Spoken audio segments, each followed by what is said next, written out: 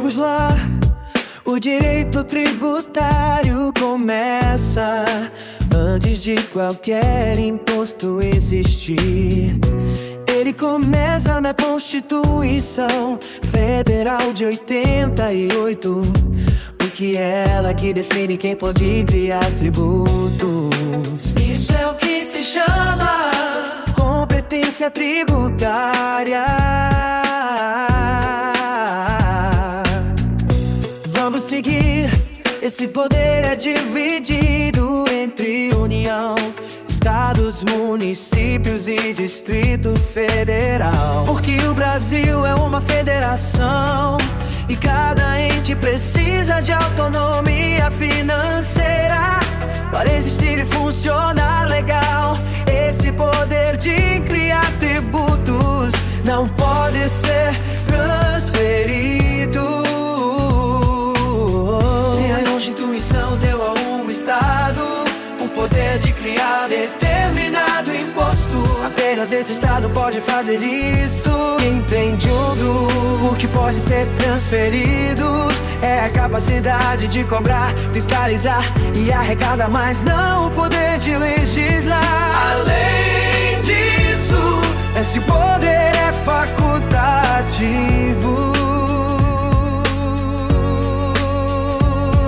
O ente pode escolher não exercer sua competência, mas isso não significa que ele perdeu esse poder. Continua vivo ao mesmo tempo em que a Constituição concede esse poder. Ela também o limita.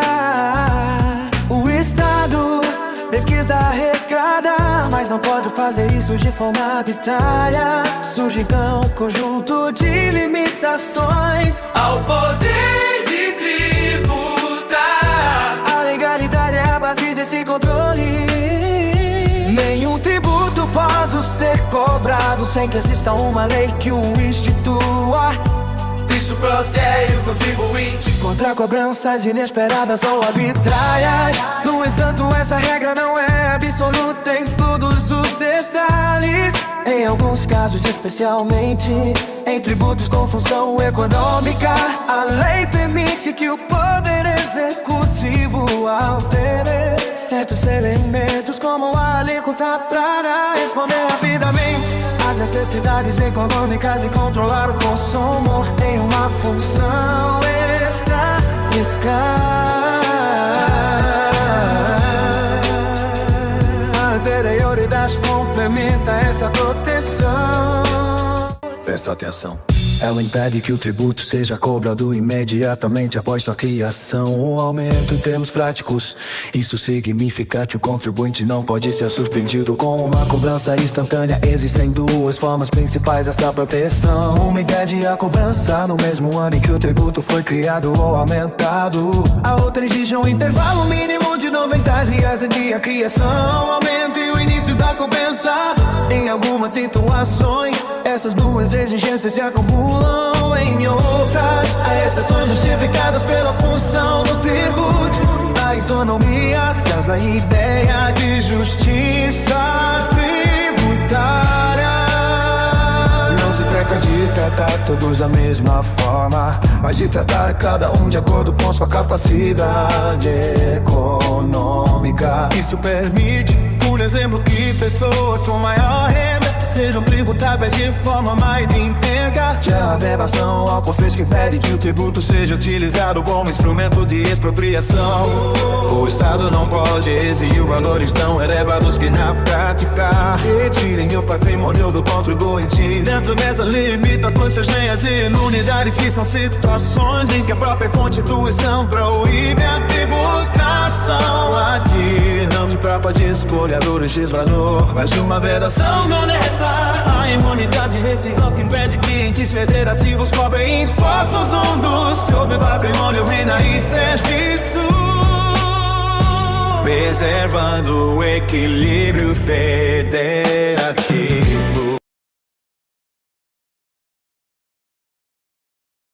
A imunidade religiosa protege não apenas o templo físico, mas as atividades essenciais relacionadas ao exercício da fé. A imunidade sobre livros, jornais e periódicos protege a circulação de ideias e o acesso à informação, abrangendo inclusive meios digitais. Essas figuras não podem ser confundidas com isenção ou incidência. Na imunidade, a Constituição impede a tributação. Na isenção, a lei dispensa o pagamento de um tributo que poderia existir na não incidência. Simplesmente não há previsão legal para aquela situação. Superada essa parte estrutural, o sistema entra em funcionamento a partir do fato gerador. O fato gerador é a situação da vida real que dá origem ao tributo. Receber renda, vender mercadoria ou ser proprietário de um veículo são exemplos de fatos que podem gerar tributação. Esse fato precisa existir em dois planos ao mesmo tempo. No plano material, ele ocorre na realidade. No plano legal, ele está previsto na lei. Só quando esses dois planos coincidem é que surge a obrigação tributária. A obrigação tributária nasce automaticamente quando o fato gerador ocorre. Não depende da vontade do contribuinte. A partir desse momento surge o dever jurídico. Esse dever pode ser principal quando envolve o pagamento de tributo ou multa ou acessório. Quando envolve obrigações administrativas, como emitir documentos fiscais ou prestar informações. Se uma obrigação acessória é descumprida, ela pode se converter em obrigação principal por meio da aplicação de multa. O sujeito passivo dessa obrigação pode ser um contribuinte que tem relação direta com o fato gerado, ou o responsável, que é um obrigado por lei a pagar mesmo sem ter praticado diretamente o fato. É dentro dessa lógica que se insere a substituição tributária. Nela, a lei desloca a responsabilidade pelo pagamento para outro sujeito dentro da cadeia econômica. Em vez de cada participante recolher um imposto na sua etapa, o sistema concentra a cobrança em um ponto específico, quando essa concentração ocorre no início da cadeia. Com pagamento antecipado do imposto, que ainda será gerável nas etapas futuras, tem-se a substituição tributária para frente. O sistema trabalha com uma estimativa do valor final da mercadoria. Recolhe o imposto antes mesmo de um fator gerador final. Porque concretamente, quando o pagamento é desbloqueado para um momento posterior, mesmo após a ocorrência, o fato gerador tem-se a substituição tributária para trás, também chamada de diferimento. A partir do nascimento da obrigação, é necessário transformar essa obrigação em algo exigível pelo Estado. Isso ocorre com o lançamento, que é um ato administrativo que verifica a ocorrência da fato gerador. Calcula o valor devido, identifica o sujeito passivo. É nesse momento que nasce o crédito tributário. Sem lançamento, a obrigação existe, mas o Estado ainda não pode exigir o pagamento de forma formal. Existem diferentes formas de lançamento. No lançamento por homologação, o contribuinte realiza o cálculo, o pagamento antecipadamente, e o Estado apenas verifica posteriormente. No lançamento de ofício, o próprio Estado realiza todo o procedimento. No lançamento por declaração, o contribuinte fornece as informações e o Estado faz o cálculo. Mesmo após constituído, o crédito tributário pode passar por diferentes situações. Ele pode ser suspenso, que significa que continua existindo, mas não pode ser cobrado temporariamente. Isso ocorre, por exemplo, quando há parcelamento ou discussão administrativa ou judicial. Ele pode ser extinto, deixando de existir por meio de pagamento, compensação ou das formas previstas em lei. Dentro da extinção, dois conceitos exigem atenção especial. A decadência é o prazo que o Estado tem para constituir o crédito tributário. A prescrição é o prazo que o Estado tem para cobrar esse crédito após constituído. Ambos são formas de limitar o poder estatal no tempo. No campo da responsabilidade tributária, além da substituição, existem outras hipóteses relevantes. Na sucessão, quem adquire patrimônio pode assumir também as dívidas tributárias relacionadas a ele, como ocorre em heranças ou incorporações empresariais. Terceiros podem ser responsabilizados quando atuam com excesso de poder ou violação da lei.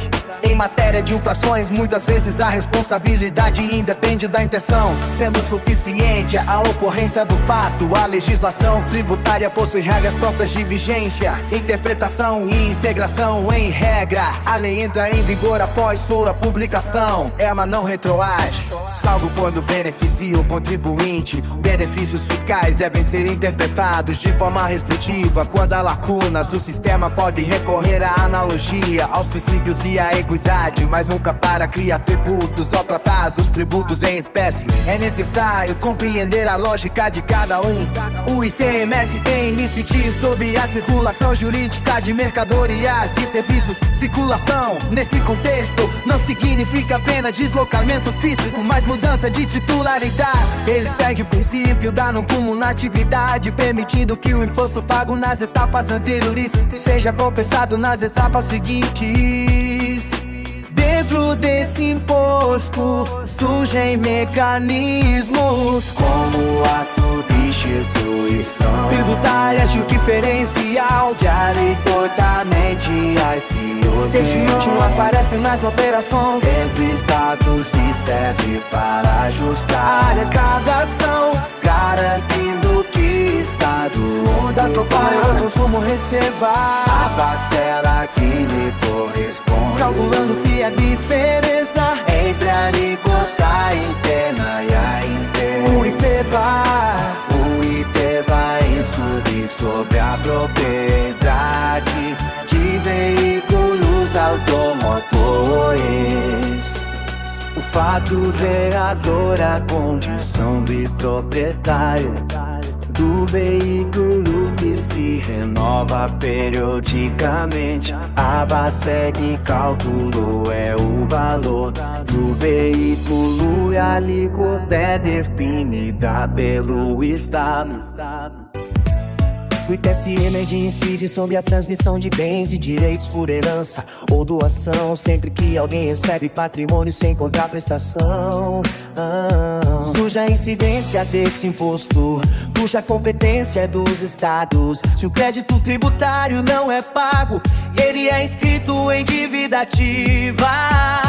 Esse registro formaliza a existência da dívida e permite a emissão da certidão de dívida ativa, que possui presunção de certeza e liquidez.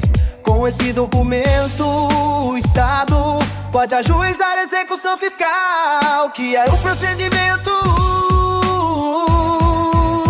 judicial destinado à cobrança do crédito tributário. Atenção, futuro concursado, quando tudo isso é visto em conjunto, o sistema deixa de ser uma soma de conceitos isolados. Ele passa a ser um fluxo contínuo. A Constituição distribui o poder, a lei cria o tributo, o fato gerador ativa o sistema. A obrigação nasce o lançamento, constitui o crédito